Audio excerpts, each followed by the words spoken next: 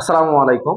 HSC 2026 এবং 27-এর যে কোনো একটা বোর্ডে এই ফাইনাল পরীক্ষায় কিন্তু এই কোশ্চেনটা আসার মতো একটা কোশ্চেন, যেটা যশোর বোর্ড 2025-এ এসছে। দেখেন এই কোশ্চেনটা, দেখেন এখানে একটা ডেটা প্রবাহ দেওয়া আছে, একটা সিগন্যাল দেওয়া আছে, বলা আছে সিগন্যালটির সমকক্ষ বাইনারি মান কত। আমরা কিন্তু এটা জানি, এটা একটা ডেটা প্রবাহ। ডেটা প্রবাহ দুই ধরনের হয়, একটা ডিজিটাল ডেটা প্রবাহ আর একটা অ্যানালগ ডেটা প্রবাহ। এটা যেটা দেওয়া আছে এটা ডিজিটাল ডেটা প্রবাহ। এই ডিজিটাল ডেটা প্রবাহ এবং অ্যানালগ ডেটা প্রবাহের ক্ষেত্রে মান বের করার সময় আমরা মাথায় রাখবো কিছু কথা। দেখেন, এটা হলো একটা ডিজিটাল ডেটা প্রবাহ, আর এই যে এটা হলো অ্যানালগ। এখানে কোনটার মান কত? বাইনারিতে সাধারণত জিরো আর ওয়ান ছাড়া অন্য কিছু বোঝে না। তাহলে ডেটা প্রবাহ, ডেটা আদান প্রদান যখন কম্পিউটার সাথে হয়, জিরো আর ওয়ান দেওয়া হয়। তাহলে এই ডেটা প্রবাহে এটার মান ধরা হয় ওয়ান, এটার মান জিরো। এটার মান ওয়ান, এই যে পাশে যে ফাঁকা থাকে এটার মান ধরবো আমরা জিরো।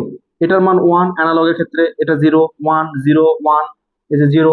এখন কথা হলো কিভাবে মনে রাখবেন? মাথায় রাখবেন, যদি উপরে মাথা মোড়ানো থাকে তাহলে সেটা ধরবেন ওয়ান, আর যদি ফাঁকা থাকে, খোলা থাকে, তাহলে ধরবেন জিরো। দেখেন, মাথা মোড়ানো আছে ওয়ান ধরলাম, এটা কি ধরলাম? জিরো ধরলাম। তাহলে এখানে দেখেন, এটা আর এটা কিন্তু একটু পার্থক্য। এই যে এই ঘরটা একটু বড় আছে, এগুলা ছোট, এই পাশে একটু ছোট। দেখেন, এটা কিন্তু বিভক্ত করে দিছে, ওরা ভাগ করে দিছে। তাহলে এই যে উপরে মাথা মোড়ানো আছে, এটার মান কত? এটার মান কি ধরবো আমরা? ওয়ান ধরবো। দেখেন, এটা উপরে ফাঁকা আছে, এগুলো জিরো ধরবো। তাহলে যেহেতু তিনটা ঘরে বিভক্ত করা আছে, এটার মান জিরো, এটার মান জিরো, এটার মানও জিরো। দেখেন, এই দুটা কি আছে? মাথা মোড়ানো আছে, এটার মান কি ধরবো? One one. দেখেন, এই পাশেরটাও কিন্তু ফাঁকা, এটার মান ধরবো আমরা জিরো।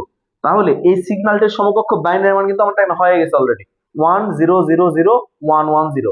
কোনটা অপশন? কোন অপশন আছে? দেখেন, ক নাম্বার অপশন।